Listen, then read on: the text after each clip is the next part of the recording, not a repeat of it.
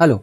So let us discuss about the concept of the representation of hard drives and their partitions in Linux. So typically when you are going to install Linux, you will be creating some partitions, fine. And obviously when you will be working also, you will be coming across these partitions. So when you are going to install Linux, you should be aware of how Linux type of systems look at the devices.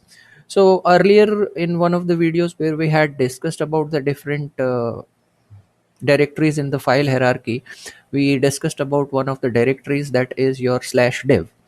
And slash dev contains all the other devices including the hard drives, which are represented as your files. This also we discussed that everything is represented as a file.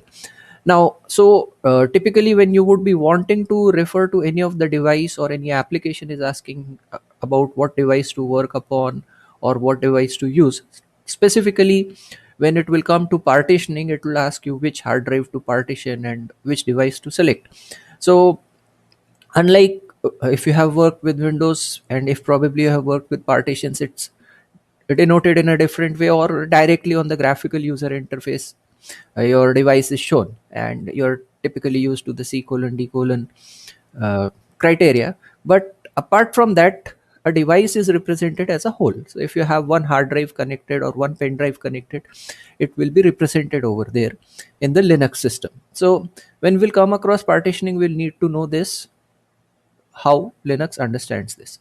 So first of all, one point is very clear, that the hard drives or any other devices are going to be represented under slash dev. Or when you will be installing Linux will typically look at all the hardware with respect to slash dev. So when we talk about hard drives, fine. So Linux follows some naming conventions, and what are those naming conventions? Let's look at these. So hard drives are typically considered as your block devices, under which your traditional old hard drives are there. Today we are using SSDs, USBs, and these things. So these are your block devices, and they are represented commonly. Your hard disk drives or normal SSD drives are represented by SDX. X could be one of the alphabets representing which device is connected. So a whole full device would be represented with something like SDX. The newer ones, NVMe devices, would be represented under the dev as NVMe X, and some Y values are there. And in the older days, we had these HDD or IDE devices.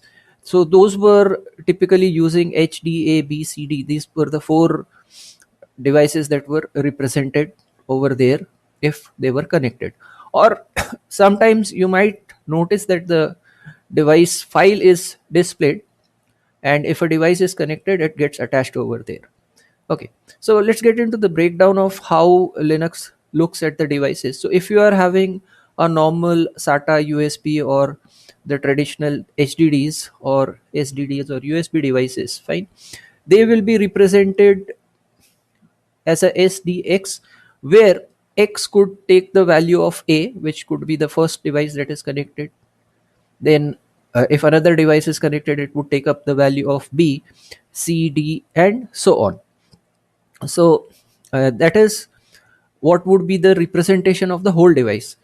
uh, Assuming that you already know the concept of partitioning, that we have partitioned the device, so you could partition a pen drive or your hard drive, and usually they are partitioned if a operating system is already installed, fine. So this basically is representing the complete device, and generally this targeting is required when you are working with partitioning tools like fdisk or gparted, or different tools are there, or any other GUI based tools you are using.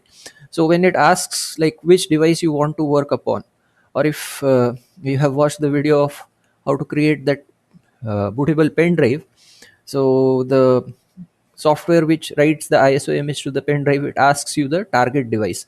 At that time you have to tell the device name like this. Okay, so this is for that identification. Now once there are partitions in this, fine, they will get some numbering, which we'll discuss.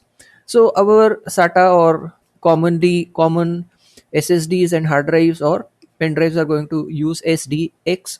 which could be a b c d values over here. Then if we have NVMe devices, which is non-volatile memory express SSDs, your card type things which are connected into your as a, or used as the hard drives, fine. So these have the representation of NVMe X and Y, where the X is the controller number and Y is the namespace. There's some representation, let's not get into this, but the point is that if you have a NVMe connected or your device is using NVMe, and if you list that, it would show up as slash dev NVMe 0 n1 or 0 n2 n3 etc, representing their partitions or something like that, fine.